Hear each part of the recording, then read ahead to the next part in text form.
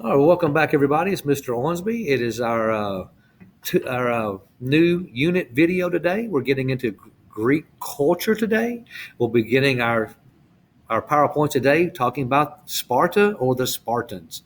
As many of you have heard about the Spartans, and they're well known for their powerful battle and their fighting skills.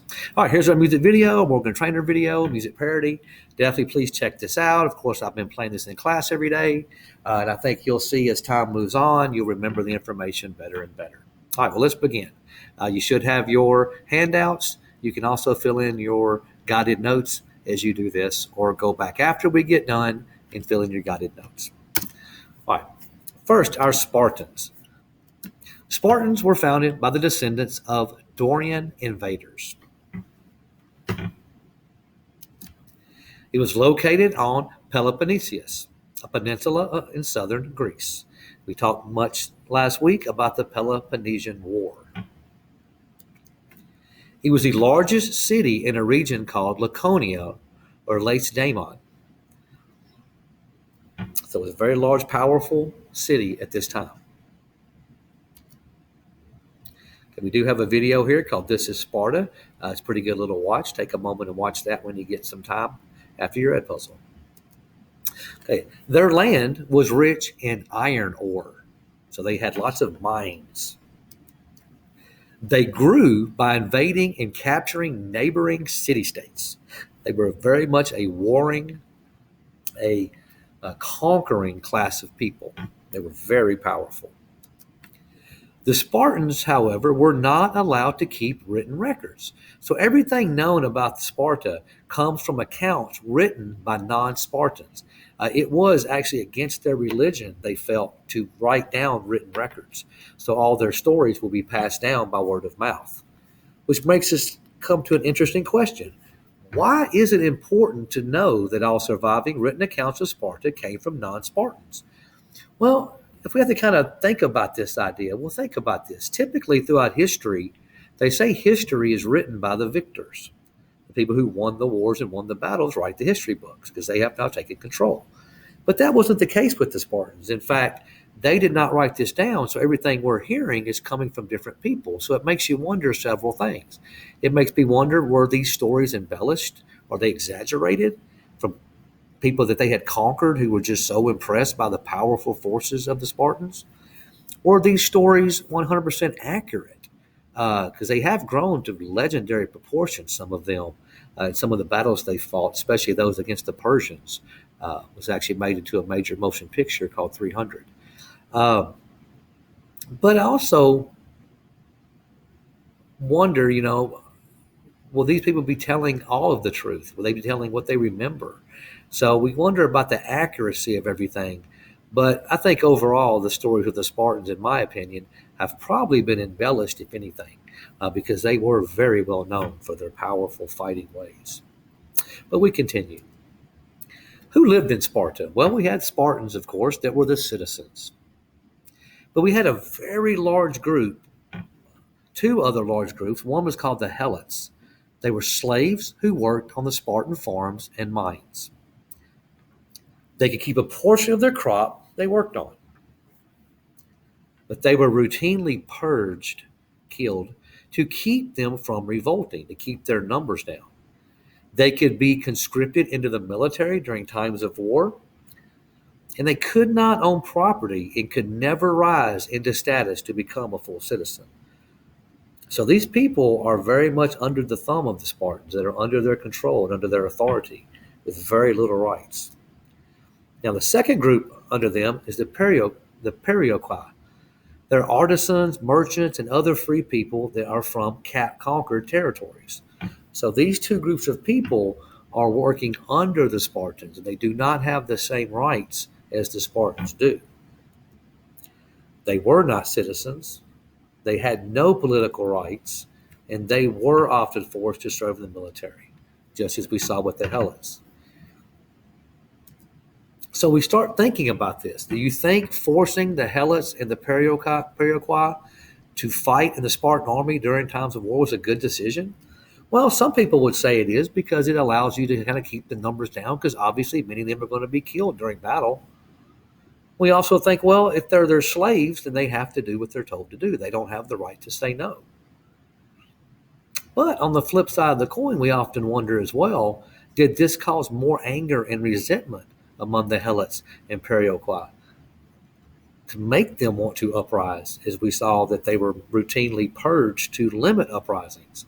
Because after a while, you start to feel pressured and feel conquered, and you feel there's no hope, and maybe uprising is the only way out, as we'll see.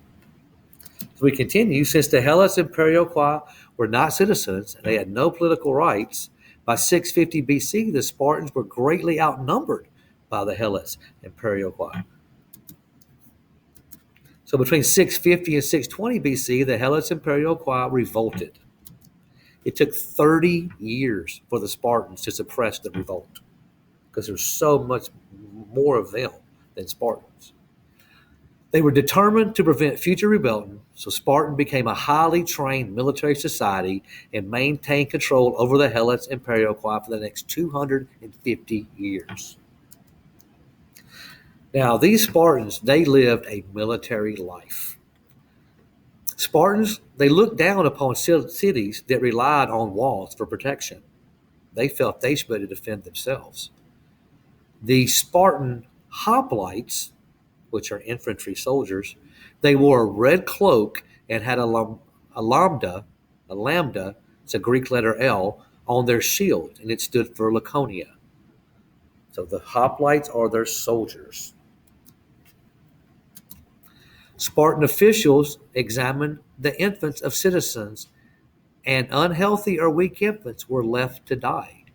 So if they felt this child could not survive their upbringing, they would be left to perish if they were disabled, had any kind of physical disability, or looked too weak. Because as we'll see, the life of a Spartan child was very rough. For example, the life of a male Spartan. The age of 7, boys were taken from their home and placed in military barracks where they learned to read, write, and use weapons. At the age of 20, males became soldiers and were sent to defend frontier areas. So from 7 until 19, they trained, and the battles got more and more intense. They started out with grappling, hand fighting, then they would move on to spears without tips and wooden swords. And these were very brutal training sessions, guys. There's a video here called Spartan Boot Camp. It is a really awesome video.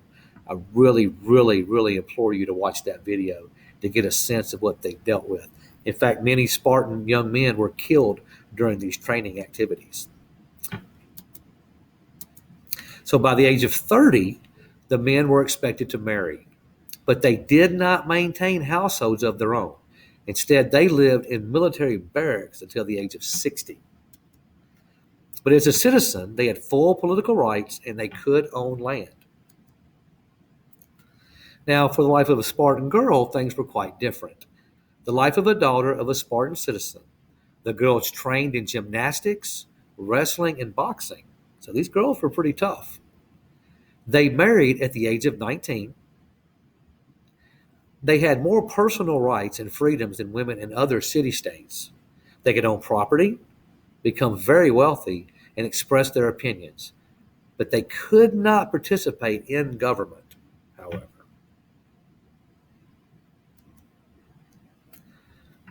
Also, their government, we were talking about kings. There's 2 hereditary kings from 2 different ruling families. They ruled jointly over the military and served as the priest of Zeus.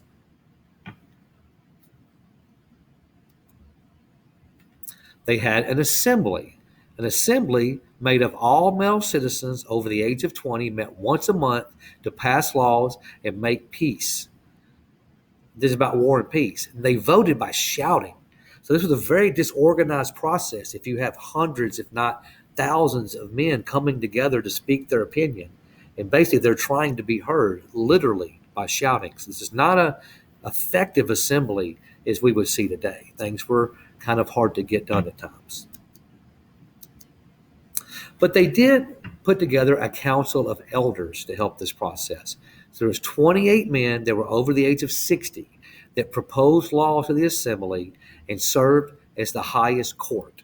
And then they would hold this position for life.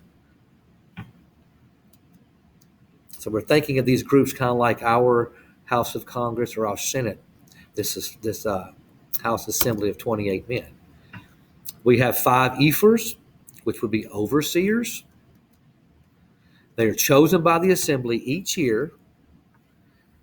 They're chosen by lot, which means all eligible citizens had an equal chance to be chosen. So it could be anyone. They had the power to veto legislation, just as we talk about our president has the veto power on bills passed by the Congress and Senate. And they served for 1 year and were not eligible to serve again after that. Okay, some of the characteristics of the Spartan society. They were very suspicious of new ideas and were slow to develop trade and manufacturing. Again, they were really focused on military, strength in numbers, protection, not so much in trade or arts or literature. Second bullet says, they were also suspicious of foreigners living in Sparta and would often expel them. So they were very untrusting.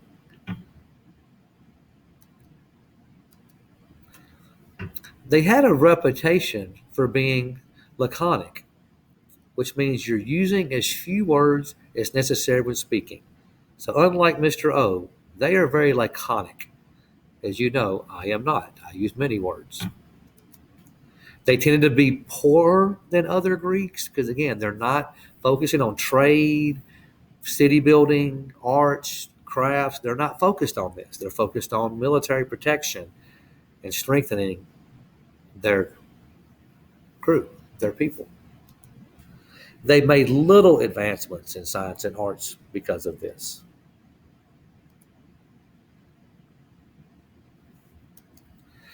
Now, they did have, through the training, exceptional athletes that usually won the Olympic Games. They placed a great deal of importance on their religion, often offering sacrifices before and after battles, or waiting to engage in a battle until after a religious festival. So they really played a great importance on their gods and having their gods favor on them. So their peak and decline. Sparta's civilization peaked around 500 BC. In 371 BC, Sparta lost the Battle of Leuctra against Thebes and never again regained their glory. In 147 BC, Sparta became a free city within the Roman Empire.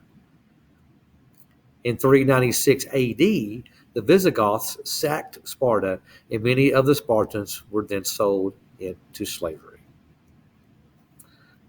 And that's it. That's where we end today, guys. So I wish you the best of luck on your Ed puzzle. Again, go back and watch the Spartan Boot Camp video. It's really cool. And good luck on your quiz to follow if you were at home on NTI today. Have a great day.